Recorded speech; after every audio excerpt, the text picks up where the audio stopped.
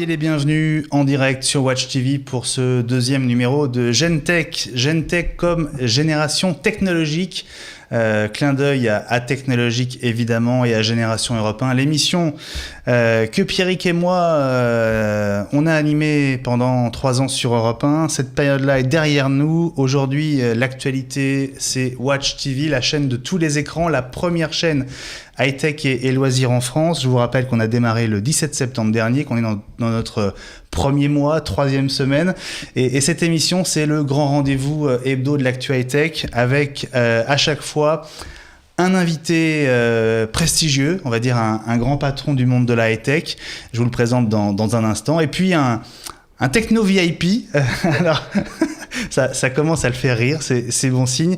Lui aussi, je vais vous le présenter dans un instant. Je peux juste vous dire que c'est l'une des les plus grandes et l'une des plus belles voix en France. Vous le connaissez forcément, vous ne connaissez pas forcément son visage. Et ce soir, on va découvrir à la fois un vrai talent, un comédien et un personnage. Et donc ça promet. Alors, notre premier invité... On va dire notre invité le plus légitime pour parler high-tech, en tout cas ce soir, et c'est pas pour vexer Patrick que je dis ça. C'est Eric Novell, le directeur général de Panasonic France. Bonsoir Eric. Bonsoir. Merci beaucoup d'être avec nous en direct sur Watch TV. Merci de nous accompagner pour ce début de vie d'une nouvelle chaîne de télé. Bonne chance à la télé d'abord. Télé techno, on en a besoin. Ouais.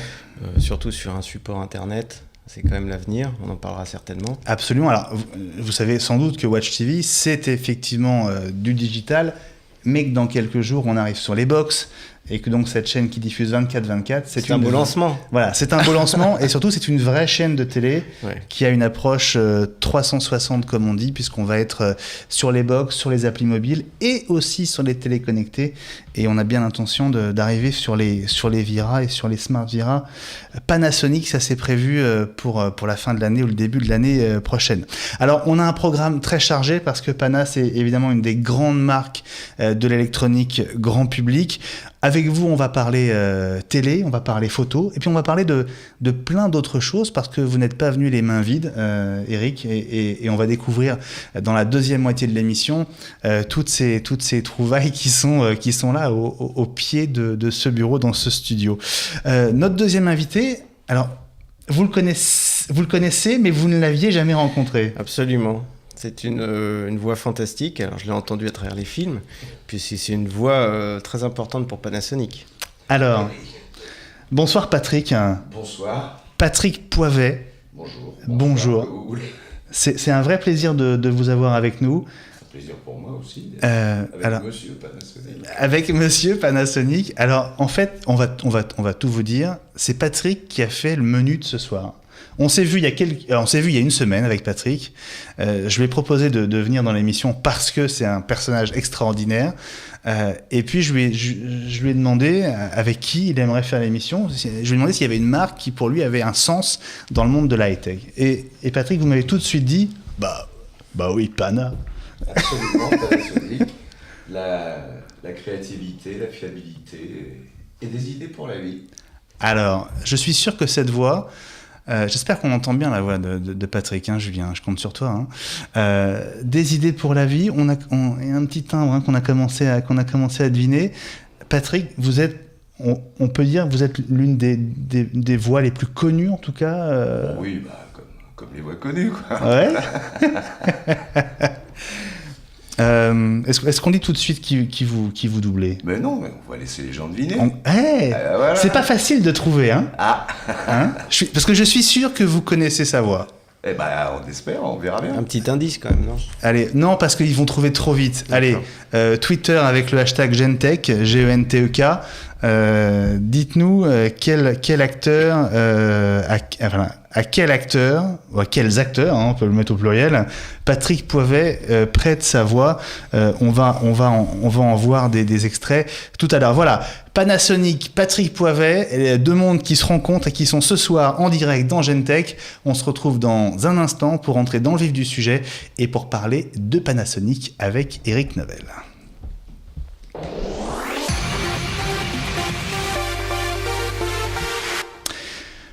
22h06 sur Watch TV si vous regardez cette émission en direct. Si vous la regardez en replay, eh bien vous faites bien. Abonnez-vous à notre chaîne sur YouTube. Ça nous permet de savoir combien vous êtes à nous suivre. Et ça nous permet aussi de mesurer l'intérêt que vous avez pour Watch TV.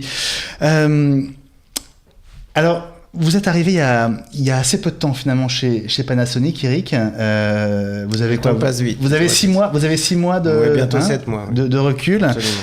Alors, d'abord, vous venez de chez LG, hein, vous aviez passé 6 ans. Alors, j'ai passé plus que ça. J'ai plus passé que ça 9 ans chez LG. 9 ans. Et avant LG, j'ai passé 8 ans chez Sony. Chez Sony, voilà. Donc, Sony, LG, Pana. Racontez-nous comment on passe d'une culture coréenne à une entreprise vraiment qui incarne le Japon. Est-ce que les mentalités, les cultures sont si différentes que ça? On va dire que les problématiques business sont assez identiques, puisqu'on s'adresse vraiment aux mêmes distributeurs, on est sur les mêmes marchés, donc ça c'est assez similaire. Il y a une vraie rupture de culture. Ouais. La principale, c'est que le coréen travaille dans l'urgence. Donc on le voit avec une expansion extrêmement forte des groupes coréens, comme Samsung et LG, une volonté d'aller chercher des parts de marché très fortes. Alors que les Japonais travaillent beaucoup côté plus dans très la offensif. durée, côté très offensif, très agressif, on peut dire. Ouais. Pas forcément au mauvais sens du terme, hein, avec une vraie volonté d'aller chercher des parts de marché. Ambitieux, les Japonais, ouais, très ambitieux. Il y a des raisons à ça. Hein. Il y a des raisons. La raison principale, c'est que la Corée est un petit pays avec beaucoup de technologies, mais par contre, le marché intérieur est assez réduit. Donc la seule possibilité de croître, c'est d'aller chercher les marchés à l'extérieur, et notamment sur l'Europe ou les États-Unis. Donc d'où cette volonté d'être très très agressif. Les Japonais ont un marché qui est quand même beaucoup plus important, hein, qui ressemble plus à la France, avec une consommation sur le marché intérieur qui est forte. Donc y a un petit peu plus de réticence à aller chercher comme ça de la croissance à l'externe. Votre arrivée chez Pana a surpris beaucoup de monde. Parce que peut-être que vous aviez un très joli poste déjà chez LG. Ouais. Vous étiez responsable. Vous étiez vice-président. Hein, j'étais vice-président du consumer chez LG. Ouais. Donc c'est assez énorme. Vous couvriez toute l'électronique grand public. Absolument. Ouais. Et qu'est-ce qui vous a donné envie de passer chez Pana? Alors c'est un coup de cœur avec d'abord des personnes que j'ai rencontrées chez Panasonic, une vision qui correspond vraiment à ce qu'on recherche. Alors tout à l'heure Patrick disait ideas for life, donc des idées pour la vie. On va en reparler. Hein. Ça a changé, et c'est aussi quelque chose qui marque l'orientation du groupe, puisqu'on est là maintenant sur un better world, better life. Donc une réorientation du groupe sur vraiment une technologie green et puis une volonté d'intégrer l'entreprise dans une société de manière un peu plus calme et un peu plus réfléchie. Donc ce projet est vraiment quelque chose qui me touche, puisque quand on travaille pour une entreprise, il y a la technologie d'un côté, puis il y a aussi les hommes. Ça veut dire qu'il y a quelque part moins de pression chez Panasonic que chez LG? Non, je pense pas, puisque la pression, elle vient pas de l'interne, elle vient du marché, puisqu'on est sur un marché. Je faisais un déjeuner avec des concurrents à midi. Ah bon? Oui, c'était pas un déjeuner, c'était autour des médias. Donc voilà, c'était pas un déjeuner d'échange. Il y avait quelques personnes de l'électronique, ça peut être Microsoft ou d'autres gros de l'électronique. Et c'est vrai qu'on est sur un marché ultra concurrentiel. Il y a très très peu de marchés comme ça, donc la pression vient vraiment de l'extérieur. Bon, en tout cas, on sent que vous avez sans doute bien fait de changer de maison. Vous avez changé peut-être d'atmosphère, en tout cas, forcément. C'est pas la même culture. Oui, c'est une atmosphère. Il y a quand même un périmètre produit qui est assez différent. Ouais. Alors c'est vrai qu'on retrouve l'électroménager, le gros électroménager chez LG, et puis la télé. Donc les deux gros bastions. Ouais. Alors vous dites ça, mais on se rend pas compte forcément depuis la France. Mais Panasonic et le groupe au Japon, c'est aussi colossal que Samsung en Corée. Enfin, c'est un empire. Oui, c'est un empire, c'est un ultra leader au Japon. Ouais. Je vais vous donner 2-3 chiffres, ça va vous éclairer un petit peu. Panasonic, c'est plus de 100 milliards de dollars dans le monde. Donc c'est la 3e entreprise d'électronique dans le monde. Donc après les deux que vous connaissez, Apple et Samsung. Ouais. C'est surtout la 3e entreprise de produits de grande consommation. Donc si on parle de cosmétiques ou d'agroalimentaire, on met tout ça dans une même dans un même panier. D'où d'ailleurs certains des produits que vous avez apportés. Hein. L'entreprise est la 3e mondiale, donc c'est vraiment un mastodonte. Alors, évidemment, Panasonic, quand on dit Panasonic, l'une des premières idées qu'on a, c'est télé. C'est un marché qui a énormément bougé ces dernières années. On va parler du 4K, de la 4K, je ne sais pas si on le dit au féminin ou au masculin d'ailleurs, mais en tout cas de l'ultra haute définition. Je voudrais quand même qu'on s'arrête et qu'on revienne un instant sur la 3D. Alors la 3D, est-ce que la 3D a été une mésaventure, hein? Non, je crois pas. C'est une évolution de la télé. Ouais. Aujourd'hui, il y a des étapes. Donc, la 4K, c'est la dernière génération. Entre la télé, on va dire haute définition et la ultra haute définition, il y a eu la 3D. Donc maintenant, ça équipe la plupart des téléviseurs. C'est vrai que l'utilisation est moins facile puisqu'il faut quand même porter des lunettes. Voilà, c'était le frein, c'est moins évident, c'est un frein, c'est sûr. Mais ça reste quand même, sur certains softs, une véritable belle expérience. Ouais. Alors, on va demander à Patrick dans un instant si la 3D, ça l'intéresse. Mais on va regarder juste une pub. Alors, sans la voix de Patrick, c'est une pub qui vient du Royaume-Uni. Une pub Pana pour la 3D. Regardez, c'est Patrice. Nice one. So you've been checking out the new Viera Plasma? I certainly have, you smug git. 42-inch high def, amazing picture. Blast off. And here we see one of the true miracles of nature as the salmon fights its way upstream to spawn. Such is their intensity, more than 90% die following their first spawning. And the fight for survival continues as the majestic but deadly puma searches for its prey. Of course, for any species to survive, as well as hunt, it must mate. This includes the largest of land mammals, the elephant. The male can produce up to 2 liters of semen in one session. No, you've got a bit of stuff there. And then there on your face, there. Alors, vous aimez l'humour anglais ? Oui, pourquoi pas. Hein. Mais moi, je préfère l'humour danois. Je suis sûr que Patrick va être de mon avis. C'est une autre pub de chez vous. C'est pas tellement pour la 3D, mais on va dire que ça donne envie de rentrer dans la télé, en tout cas. Regardez. I want you, big boy. Oh. I want you too. Take off your clothes. I want to see you. I want to see you too. Please, touch me like this. Oh yes. Please. I'm coming. Panasonic. Attractive technology. But I cannot feel you. But I'm not in yet. I want to feel you. Okay, I'm coming. Liam needs. Voilà, donc vraiment hyper réaliste, hein, vos télés, Eric, c'est assez remarquable. Bon, ça prouve qu'ils sont, ils sont aussi résistants. Voilà, c'est aussi l'intérêt de faire l'émission à 22h15, c'est que voilà, les enfants sont couchés, on peut montrer certaines pubs. Absolument. Parlons sérieusement de la télé d'aujourd'hui, parce que là, on a bien vu que c'était de l'écran plat, mais c'était de l'écran plat d'il y a quelques années. Aujourd'hui, c'est quoi les grandes tendances ? On sort de l'IFA qui avait lieu à Berlin il y a un mois. 4K, 4 fois la haute définition. Est-ce que c'est vraiment le raz-de-marée attendu et promis ? En général, quand une vraie rupture technologique arrive, ça prend globalement 2 ans pour arriver réellement sur des prix, on va dire, abordables pour le consommateur, ce qui est assez rapide, hein, quand même. Ça fait un moment qu'on en parle, hein, du 4K. Ça fait bien 2-3 ans. Parle. Hein. Ouais. D'abord, la 4K, c'est pas que la télé. Puisque la 4K, il faut forcément du contenu. Donc on est en train de travailler sur des caméscopes 4K, sur des tablettes 4K.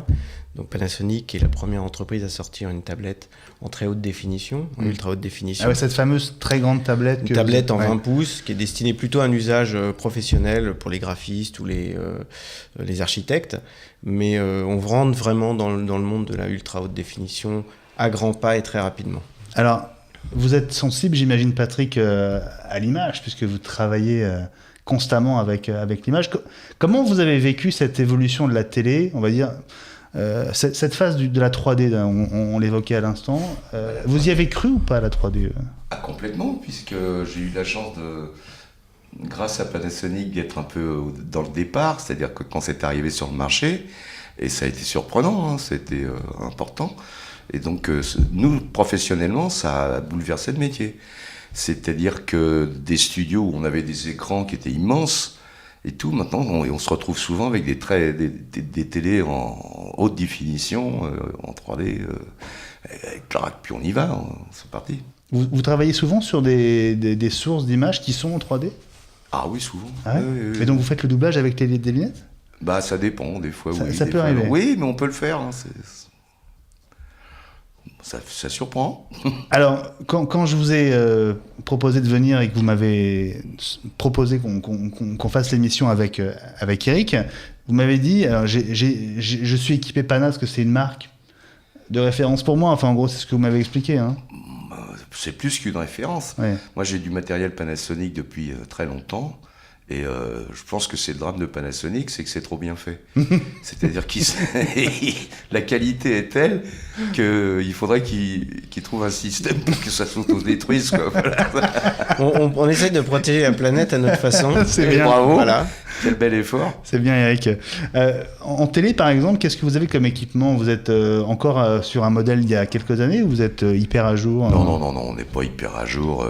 Si, il y a trois sortes disons, trois catégories de studios.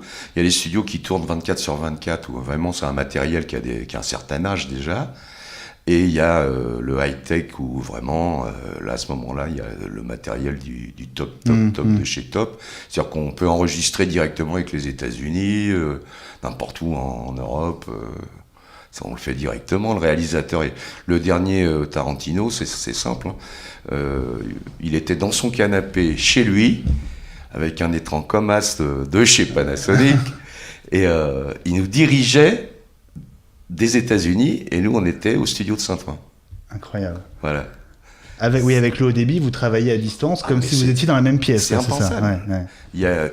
Et alors, c'est très marrant, c'est que le son a du décalage, mais infime par rapport à l'image. C'est-à-dire que l'image va plus vite que le son maintenant. C'est quand même extraordinaire. Alors, on parle de cette ultra haute définition dans Gentech. Concrètement, Eric, on sait que le frein aujourd'hui, ça reste encore le prix. Tout le monde rêve d'un écran 4K, mais les prix sont pas encore tout à fait à la portée du grand public. C'est en train de baisser. Ça veut dire que chez vous, par exemple, là, pour Noël, quelle est votre offre en ultra haute définition ? C'est quoi le prix d'entrée pour se faire plaisir ? Avant de baisser, c'est en train de sortir. Donc laissez-nous sortir les produits avant de les baisser.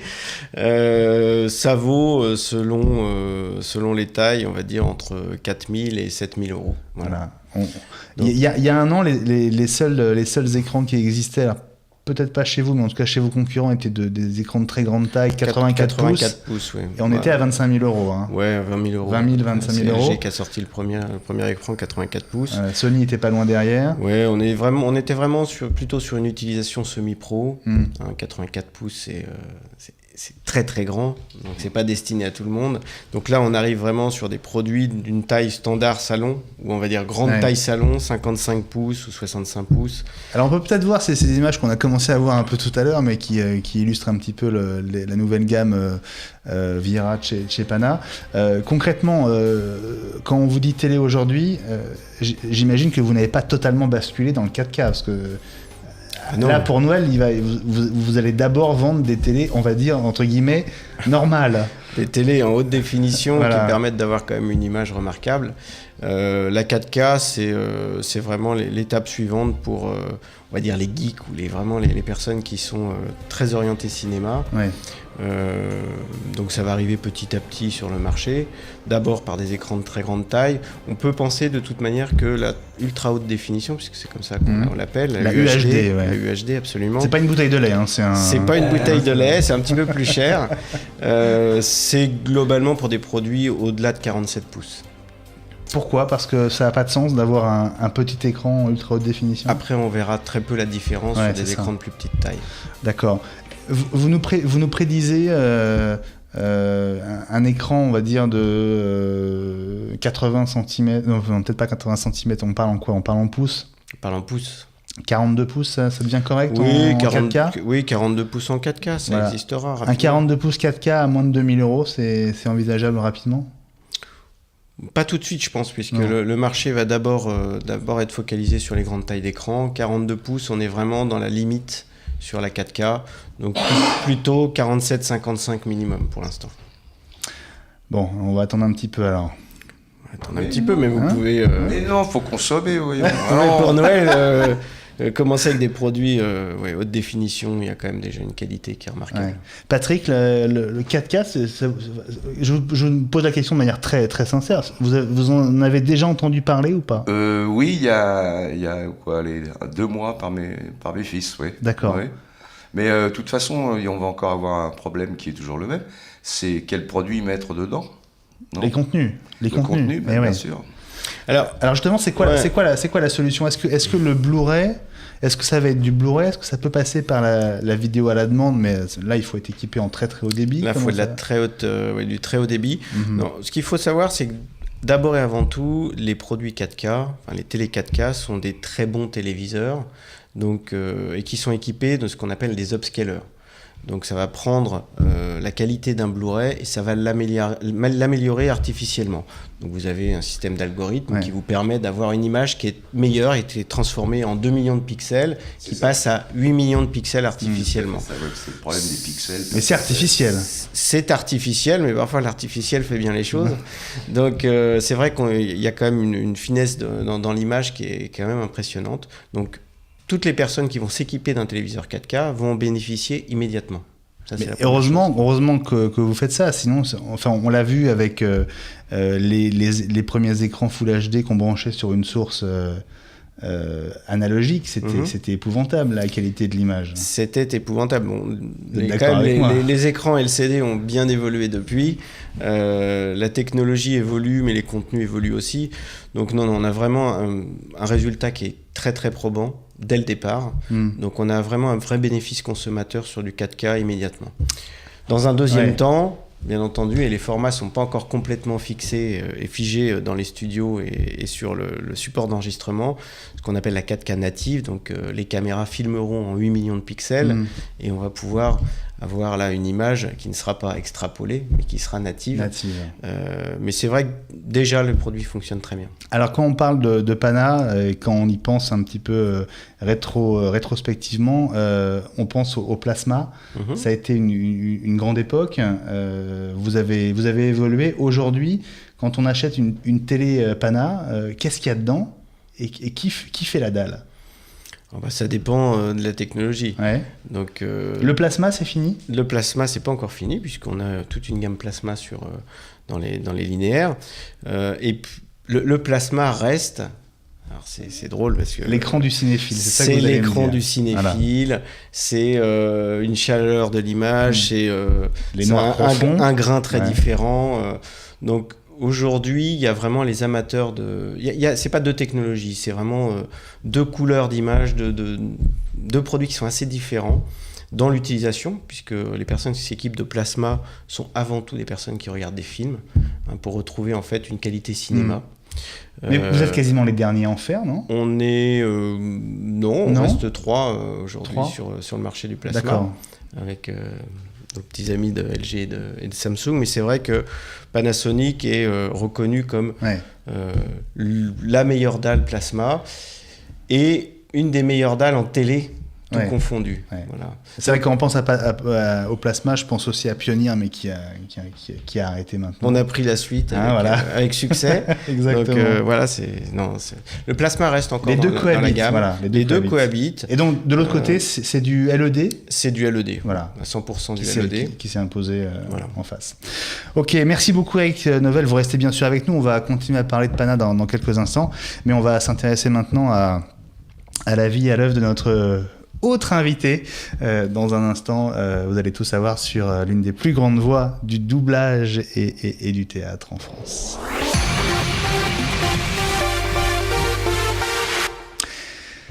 Et cette grande voix, c'est celle de Patrick Poivet.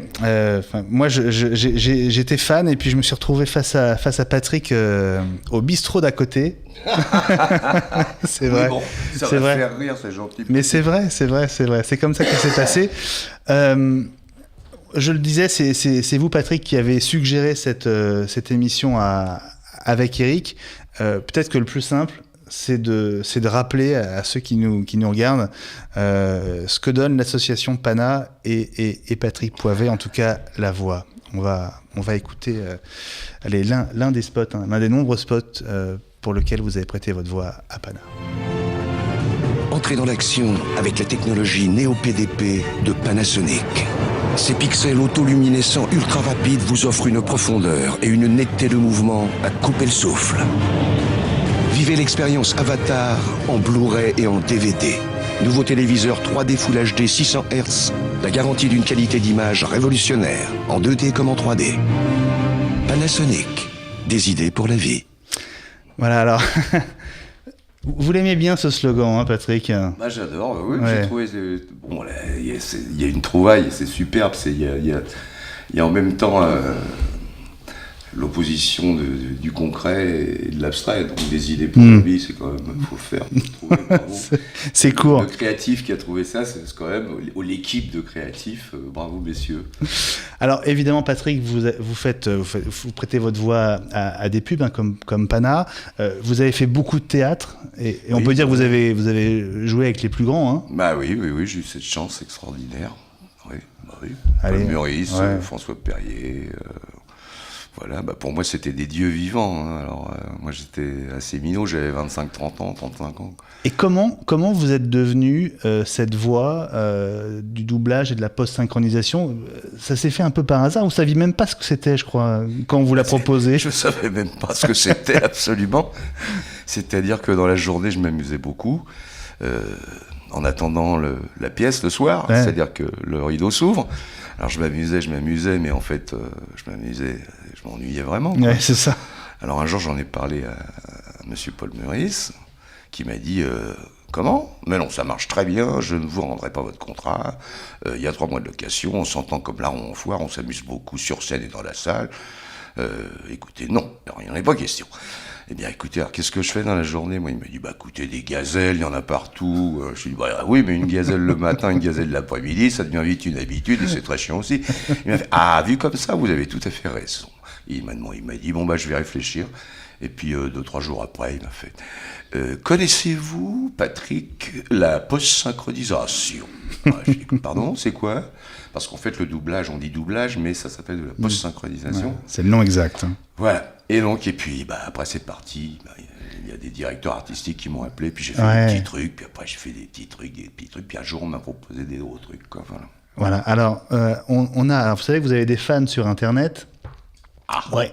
Il y a même des fans de vous qui ont fait une sorte de compile. Ah bon ? Ouais, de la plupart de vos, on va dire, grands rôles au cinéma. Alors, on en a sorti 2 extraits. On regarde le premier.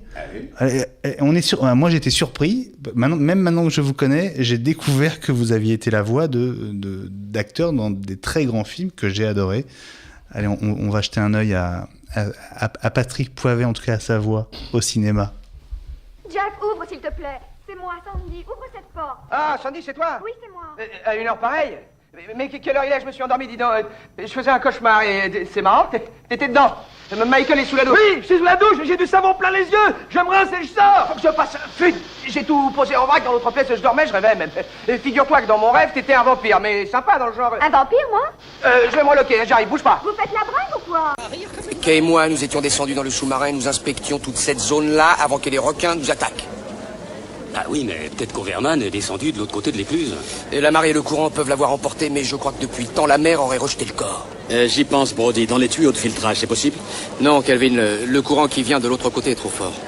On a 4 millions de litres d'eau qui s'engouffrent à l'intérieur du lagon. Toutes les heures. C'est surtout des petits monstres qui nous empoisonnent la vie. Eh oui, ça tire les poils, ça pince les oreilles, ce qui pour un chien est à peu près vivable. Mais l'ennui, c'est que ça envahit la maison. Pousse-toi de là que je m'y mette. Des briseurs de foyer, voilà ce que c'est. Qui es-tu, toi ? Pour te mêler à la conversation. La voix de l'expérience, monsieur. Attendez un peu que le cher trésor soit là. La série précédente avait une peau synthétique. Ils étaient faciles à repérer. Mais pas lui. Il est comme un être humain. Il transpire, parle même comme toi et moi. On s'y tromperait. J'ai dû attendre qu'il attaque avant de pouvoir le repérer. Écoute, J'ai peut-être l'air stupide, mais des êtres comme ça n'existe pas encore. C'est vrai. Pas avant 40 ans. Incroyable. Très beau rôle. Hein. Incroyable. Incroyable. Hein Eric, ça vous fait même vous, ça, vous êtes étonné, hein? Terminator. Terminator. Notre jeunesse. Et puis tous, mais même La Belle et le Clochard. Enfin, c'est. Bah, j'ai eu ces honneurs. On m'a fait confiance pour essayer d'être à peu près au niveau, quoi. Voilà. Incroyable. On a vu un extrait de film. On parlait de la 3D. Qui est une vraie réussite en 3D, même sur un téléviseur, c'est quand même Avatar. Ouais. Tout à fait, Avatar, c'est une pure merveille. Qui est une pure merveille. Ouais. Ah oui. Ça, alors, ce qui est drôle aussi, c'est on l'a perçu, c'est que votre voix a quand même pas mal évolué au fil des années. Évolué, je ne sais pas si c'est le mot. Vous aviez une voix nettement plus aiguë quand même à l'époque. Oui, il y a le poids. Puis il y a peut-être, je sais pas. Non, mais voilà, ouais, bah, puis l'expérience, quoi, ouais, voilà, c'est ça, la bouteille. La vie, puis bah ouais, enfants, bien sûr. Puis, voilà. Bien sûr. Alors, on n'a pas encore vu celui qui, je pense, vous colle le plus à la peau, on va dire, hein, aujourd'hui. Bah, je crois que c'est moi qui lui colle. Ah ouais, c'est vous, hein. Je lui colle au pied, oui. Je suis très heureux de le faire. Alors, on va pour le plaisir, regarder quelques tout petits bouts d'extraits, allez, encore pour se faire plaisir, avec la voix de Patrick Poivet. Et à la fin de cet extrait, vous allez reconnaître évidemment celui qui est devenu un acteur fétiche. Par exemple, cette chaise où vous êtes ici. Il y avait un type qui s'appelait Gino Gambino. Il s'est fait sauter la cervelle. Là, en mangeant exactement ce que vous mangez, linguine concozze. Il y avait un autre type. C'était en 1963. Vous avez entendu parler de Vito Passali? Oh. Non, qui est-ce? Quelqu'un de connu? On retourne pas à Cincinnati, alors lâche-moi avec ça. 400 Oak Street. On retourne pas là-bas, y a pas besoin d'aller à Cincinnati pour trouver des caleçons. Pourquoi de Burnett et Oak à Saint-Cyr? Qu'est-ce que j'ai dit, hein? C'est Castor. Qu'est-ce que tu m'entends? Je sais que tu m'entends. Mais caleçons? Si tu crois que tu me l'as fait, tu peux t'accrocher. Les tiens sont trop serrés. T'as entendu ce que je viens de dire, oui ou merde? La ferme! Oui. C'était le tour de Neil ce soir. Non. Tubbs et Morehouse vont se tailler. Demain, c'est Fouchen qui se tirera en perme. Et tu voudrais les expédier sur une embuscade? Tu n'as qu'à prendre de la viande fraîche. Ouais. Non, attends une seconde, ce type a facilement trop 4 fois ma taille. La couche. Oui, je lui faisais la prise au Nil, qui est terrible. Il savait plus s'il allait chier ou devenir cinglé, le gars. Qu'est-ce que vous en dites, lieutenant? Encore un orphelin d'une culture défaillante qui se prend pour John Wayne, Rambo, Matt Dillon. J'ai toujours eu un faible pour Roy Rogers, je dois vous dire. J'adore les chemises pailletées. Croyez-vous avoir une chance contre nous, monsieur le cow-boy? Yippee-ki-yay, pauvre con. Ah là là, alors le yippee-ki-yay, moi c'est un de mes cris de guerre préférés. Yippee-ki-yay, pauvre con. John McClane. Énorme. Bon, Bruce Willis, vous en avez doublé des acteurs. Bruce Willis, c'est vraiment une relation particulière maintenant. Oui, totalement, parce que il a quelque chose qui frise dans l'œil, il a un humour permanent, et en même temps, il a cette distance vis-à-vis des situations dans lesquelles il est, qui fait que le public rentre dans le jeu, parce qu'il a toujours dans l'œil ce côté « Oh, c'est du cinéma ». Voilà. Et ça, j'avoue que ça m'amuse beaucoup parce que c'est dur à faire. Voilà. Ouais. Vous continuez d'être toujours aussi actif dans les studios, vous arrêtez pas, hein? Oui, il y a intérêt. Ouais. Vous savez que chez nous, un peu, c'est ce que je regrette pour tout le monde, mais chez nous, quand on arrête, on meurt. Ou on meurt et on arrête. Ouais. Bah vous êtes pas prêt de vous en aller, Patrick, parce que écoutez, je vous remercie, je vous croise tous les matins au studio d'à côté, et toute évidence, vous êtes encore très très actif. Dans un instant, on va revenir sur l'actualité de Pana avec Eric Novell, son directeur général en France, que je remercie à nouveau d'être avec nous. On a parlé télé, on va parler photo, et puis aussi de plein d'autres appareils qui nous concernent tous. C'est dans un instant dans Gentech sur Watch TV. À tout de suite.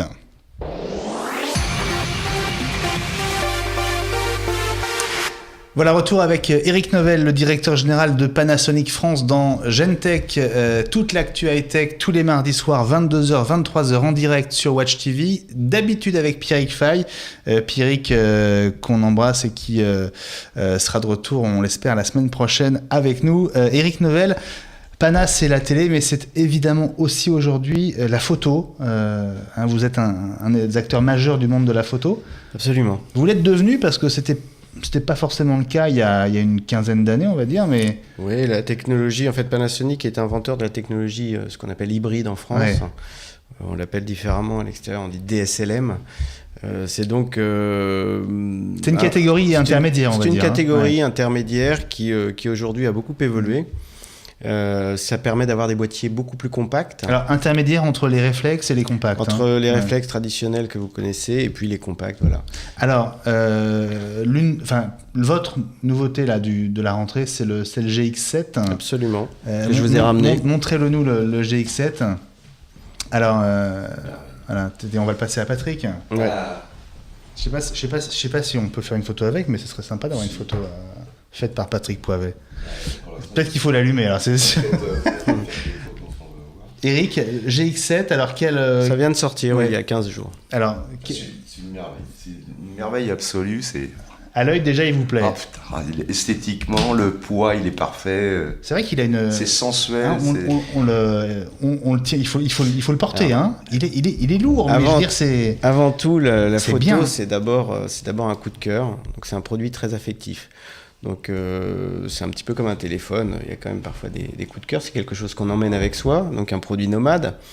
Là on est vraiment sur un produit très expert, tout le boîtier est en magnésium, donc ça donne aussi le degré de finition, donc on est sur de l'acier avec une partie en caoutchouc pour la prise en main, et on la sent immédiate, extrêmement confortable en main. Ça rappelle les bons vieux appareils. Alors ça rappelle, le clic rappelle aussi, le déclencheur est bon.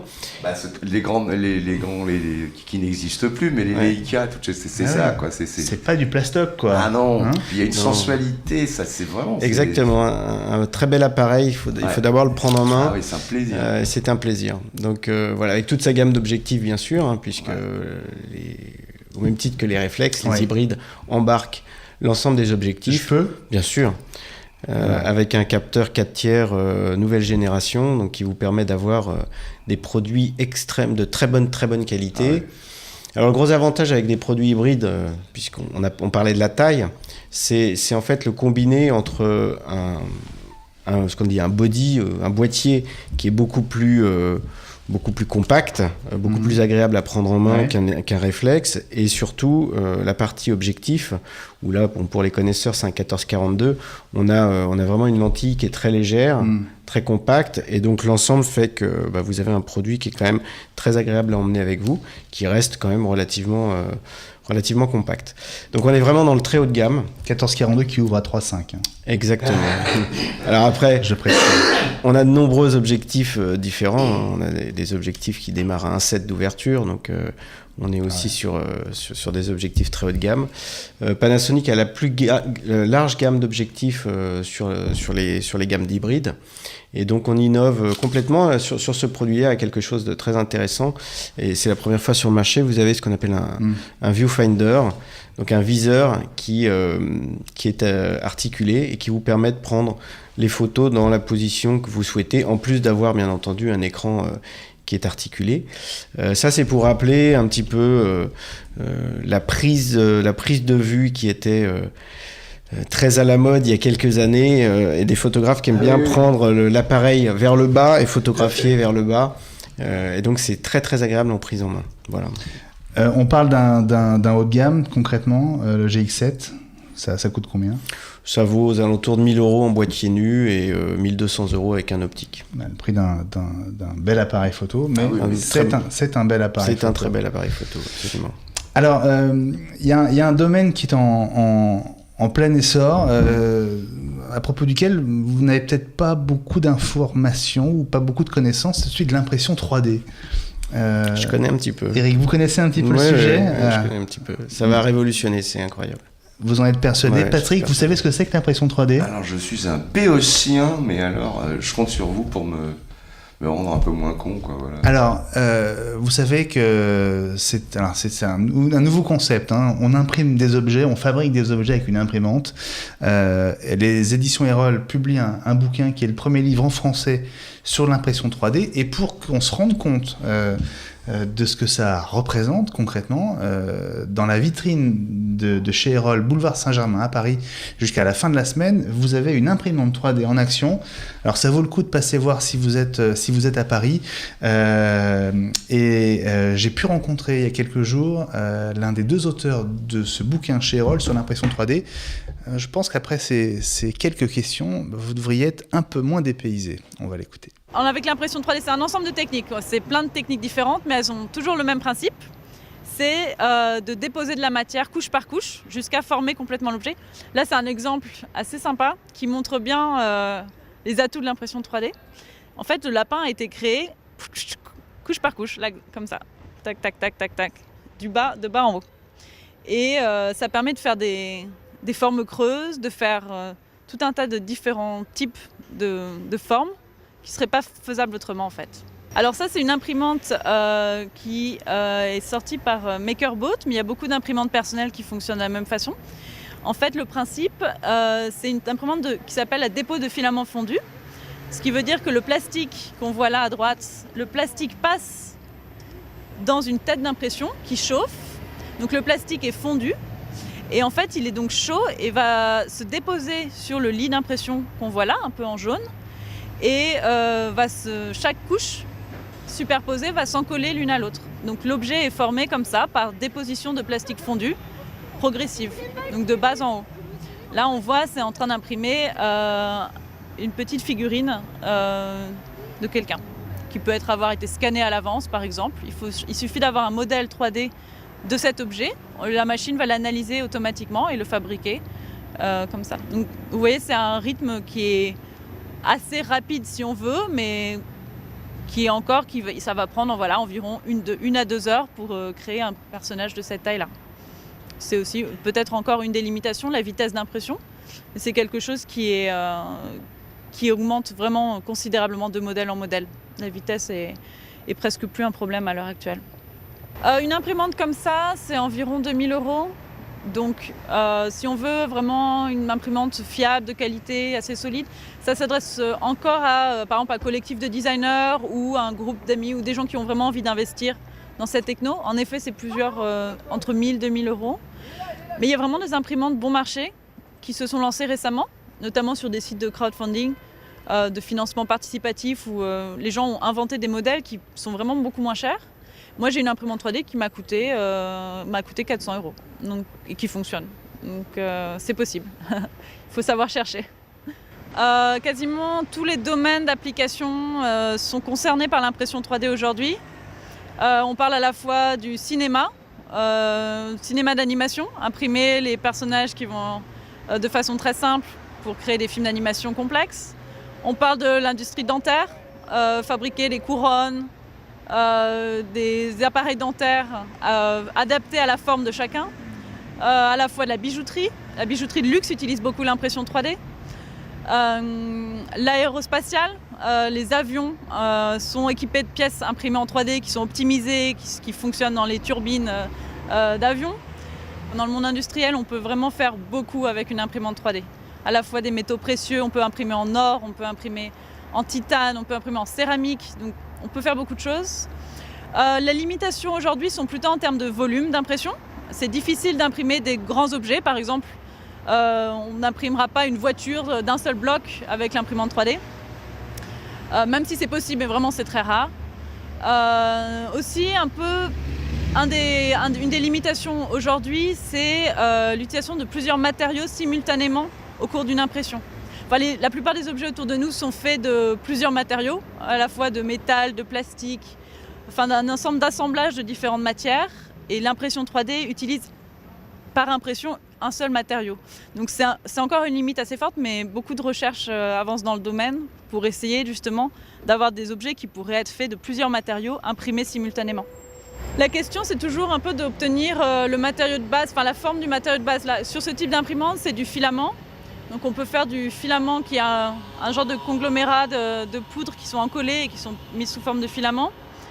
D'autres techniques, comme par exemple ce lapin, a été fait à partir de poudre. Donc ça simplifie pas mal les choses parce qu'il y a beaucoup de matériaux qui peuvent être tournés en poudre. Les métaux, par exemple, peuvent être sous forme liquide ou en particules. Le nylon, ce genre de choses. Donc ça permet de diversifier beaucoup la matière. Même d'imprimer par exemple en sable, en céramique, en verre. Et aujourd'hui, on imprime aussi en tissu organique. On peut imprimer des organes humains, vivants, avec une imprimante 3D. Donc c'est quelque chose qui existe aujourd'hui et qui est vraiment enfin, c'est vraiment des avancées dans la recherche médicale qui sont assez massives. L'impression 3D change vraiment les choses parce qu'elle permet de réaliser des objets à la maison ou de façon locale très simple. C'est quelque chose qu'on n'avait encore jamais vu jusqu'ici. La capacité d'avoir sa propre usine à la maison, de pouvoir fabriquer à la demande des objets sur mesure. C'est une des grandes forces de l'impression 3D et c'est aussi pour ça qu'on parle de révolution industrielle. C'est qu'elle permet de fabriquer à la demande. En fait, ça enlève tous les intermédiaires un peu classiques de production d'objets, c'est-à-dire de produire en masse pour réduire les coûts, avoir tous les problèmes de logistique, faire venir l'objet chez soi. L'impression 3D abolit tout ça. C'est une usine disponible à la demande. Et c'est vraiment en ça qu'on parle de révolution industrielle. Donc quand on pense que les particuliers vont s'équiper encore plus de ces machines-là, échanger entre les objets par Internet de la même façon ce qui est arrivé dans le monde de la musique, c'est un monde qu'on a encore pas du tout, qu'on connaît pas et qui fait vraiment penser qu'on arrive dans un monde où le monde des objets va devenir à la fois numérique et va passer dans le monde physique. Enfin, c'est une révolution qui va être un peu de la même ampleur potentiellement que ce qui s'est passé avec l'arrivée d'Internet pour les PC, les ordinateurs portables. L'imprimante 3D, c'est un peu l'arrivée de l'ordinateur portable dans le monde physique. Voilà, c'est vraiment, vraiment étonnant et ce livre vous expliquera tout ce qui reste à savoir sur l'impression 3D. Merci beaucoup aux éditions Erol. On n'imagine pas les applications, c'est incroyable. Pour cette interview, c'est vrai que c'est incroyable. Alors, il nous reste une dizaine de minutes avant de nous quitter. Je voudrais, on va revenir à Pana dans un instant. Juste un mot avec vous, Patrick. Je disais que vous aviez vos fans sur Internet. Est-ce que vous savez que vous êtes aussi imité par certains de vos fans? Ouais, je sais ça. Vous savez? Oui. Il n'y a pas que les fans, hein, il y a aussi... Enfin, point. Alors, je ne sais pas si vous le connaissez. Je trouve qu'il est pas mauvais. Il n'est pas très loin de votre timbre. On va écouter un exemple d'imitation de Patrick Poivet. Ici Nicolas Gruber qui va vous faire quelques petites imitations en live et en direct. Donc ça, c'est ma voix naturelle pour Maxime, spécial dédicace. Bon, sinon... Qu'est-ce qu'on avait encore? Le fameux Bruce Willis. Celui-là, tu l'attendais, ma Paul, n'est-ce pas? Alors, qu'est-ce que je pourrais te dire là-dessus? Alors, est-ce que je parle au nom de Patrick Poivet lui-même, donc la voix française officielle de Bruce Willis, ou est-ce que je pars dans des improvisations un petit peu sur différents dialogues, sur Piège de cristal, ou ces choses-là? Bon, quoi qu'il en soit, par exemple, John McClane. Ici le lieutenant McClane, police de New York, code 7479, j'appelle d'un taxi à côté de Central Park, passez-moi le standard, priorité pour urgence. On a 2 officiers sur le carreau, carrefour de la 9 et de la 14, envoyez une ambulance, terminé. À partir de là, c'est eux qui font le reste. L'hôpital est à 200 mètres. Tu vois, Zeus, c'est comme au football. Pas mal, hein? Ah oui, super. Pas mal. Très très bien. Ouais. Pas mal. Bon, votre prochain film, c'est quoi Théoriquement, c'est Sin City. Ah oui. Le numéro 2, qui est je crois, une pure merveille. Vous avez commencé le doublage ou pas encore? Je n'ai pas le droit d'en parler. Ah d'accord, ok. Bon alors, vous reviendrez? Absolument. Ah, d'accord, quand il arrivera. Eric Novell, alors Pana, c'est la télé, la photo, mais c'est donc un immense groupe qui fait plein d'autres produits dans plein de catégories différentes. Vous nous avez très gentiment apporté une sélection de ce que vous faites, alors avec des produits assez... Petite sélection. Petite, hein, mais avec des choses assez étonnantes. Allez, c'est pas Noël, mais on n'en est pas loin. Est-ce que vous pouvez nous faire la petite tournée des produits sur le bureau? Alors, petite tournée des produits, on ne le sait pas. On pense que Panasonic est un groupe d'abord audio-vidéo. Ouais. Alors c'est vrai, puisque j'ai amené par exemple un casque, vous voyez ici, avec une marque qui appartient au groupe, qui est une marque connue qui s'appelle Technics. Donc on a des casques de très haute qualité également. Il est beau, faites voir. Ah, je suis un fan. Voilà. Pour rester sur le son, on a bien entendu les nouvelles générations de petites enceintes portables qui accompagnent en fait le smartphone. Donc on a des produits Bluetooth qui sont, on va le montrer comme ça, ce sera plus simple, ultra portables, très très légères, avec des produits qui ont plus de 20 heures d'autonomie et qui ont la capacité de recharger également votre portable. Ouais. Donc c'est simple, puisque c'est vrai qu'avec le Bluetooth, la consommation du portable a tendance à diminuer, donc avec un son qui est extraordinaire. Ça c'est vraiment la tendance du moment. Ça, tout le monde veut une enceinte portable pour son téléphone. Extrêmement flexible à utiliser. C'est aussi la téléphonie. Alors je vous ai amené un petit échantillon. Alors c'est vrai que nous, on n'est pas sur la téléphonie GSM traditionnelle, mais plutôt sur la téléphonie domestique. Mais là, on a un produit hybride qui fait téléphone de maison. Donc quand vous branchez votre box, vous avez une double puce. En fait, vous êtes branché directement sur votre box. Vous communiquez avec la fonction DECT. Et puis quand vous sortez de votre appartement, ça bascule directement en fonction GSM. Alors vous dites que vous n'êtes pas sur la téléphonie, mais vous avez fait une incursion quand même il y a 1 an et demi avec le Eluga? Absolument. Alors, l'Eluga n'a finalement pas été lancé en Europe, sauf quelques pays, l'Allemagne notamment. C'est une volonté du groupe d'investir sur des marchés où on a quand même plus de légitimité. Vous êtes présent en revanche au Japon sur la téléphonie. On est présent plus qu'au Japon, on est présent globalement sur l'Asie en téléphonie. Donc on sait aussi développer et on maîtrise le... Et concrètement, vous n'avez toujours pas de projet d'entrer sur ce marché en Europe? Pas de projet sur l'Europe, non. Bon, on attendra alors. Bon, et puis c'est aussi l'hygiène beauté alors pour ces messieurs et ces dames. Donc, alors, comme vous avez... ça nous intéressait. Et 22h30, que la barbe repousse. Donc je vous ai amené un spécimen, donc c'est un rasoir qui est un 5 lames. Voilà. 5 lames. Wow. Absolument, avec une tête qui est complètement articulée, si vous pouvez la manipuler. Voilà, et ce qu'on appelle un moteur linéaire, donc il n'y a pas de variation en fonction de la longueur de votre poil. Donc ça, on le sait moins, mais Panasonic fait aussi des rasoirs. Alors, pour les hommes, rasoir, tondeuse à barbe, tondeuse à corps, puisque c'est la tendance. Bon, ça, je suis pas client, mais... Alors, Patrick, ça ne fait pas douche, mais par contre, vous pouvez l'utiliser sous la douche. Ah bah, on peut l'utiliser sous la douche. Voilà. Parce que j'ai cru que ça faisait douche. Heureusement, il n'y avait pas d'eau dedans. Mais... Bon, pour pas faire de jaloux, l'hygiène beauté pour les femmes, donc là, il y a vraiment une multitude de produits. Là, je vous en ai amené un seul, on va le montrer. Qui est simple, qui est l'épilateur traditionnel, donc muni de multi-têtes, donc vous pouvez avoir une hygiène. Les têtes sont c'est assez subtil, les mouvements de la tête. Bah, faut prendre soin des corps. Ouais, c'est bien, c'est assez impressionnant. Donc, sur le rasoir, c'est impressionnant dans les 3 axes quasiment. Absolument, les 3 axes. Donc, vous avez 5 lames. Ça se nettoie tout simplement sous l'eau, un coup de robinet, et puis des petits accessoires de voyage. Je vous ai emmené un petit spécimen. Alors c'est pas pour nettoyer le micro, Non, je sais même pas si je vais réussir à l'ouvrir. Vous tirez comme un rouge à lèvres. Comme un rouge à lèvres. Attention, t'es prêt, Julien? Hop, voilà. Tout ce qui va se mettre dans le sac à main. Bon, elle est électrique, j'ai l'impression, mais elle est pas chargée. On l'a pas chargée. Enfin, d'ailleurs, c'était avec une pile, parce que c'est transportable. Très mignonne. Donc, il y a toute une gamme de petits produits nomades comme ça qu'on glisse dans une pochette féminine et qui accompagne ces dames sur la différente journée. Et puis, il y a quand même cet objet qui est en fait une caméra. Alors, c'est vraiment intéressant parce que là, vous êtes clairement sur un terrain qui, pour l'instant, est celui de la GoPro, très clairement. Absolument. On parle d'Action Cam.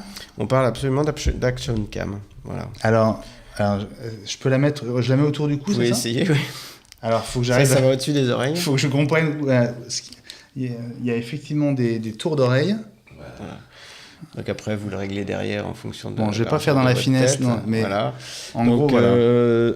La partie de la base, vous la mettez en fait sur votre bras avec un scratch, donc c'est livré avec, et vous commandez tout à partir de votre smartphone.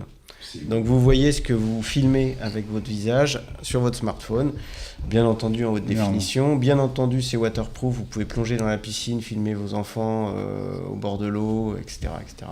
Et puis faire vraiment du VTT avec, vous avez plein d'accessoires pour les monter sur les guidons. On est sur quel prix là sur l'Action Cam ? Ça vaut 250 €. Voilà, donc vous êtes hyper compétitif, évidemment. Merci beaucoup Eric Novelle d'avoir passé cette heure avec nous dans Gentech sur Watch TV. C'était une première pour vous. J'espère qu'on se reverra bientôt. En tout cas, avec grand plaisir. Vous êtes le bienvenu. Maintenant que vous connaissez le chemin et maintenant que vous savez qu'ici sur Watch TV, on a le temps de discuter, ce qui est assez rare dans les médias. C'est aussi l'intérêt d'avoir créé cette chaîne dédiée à la high-tech et au loisir.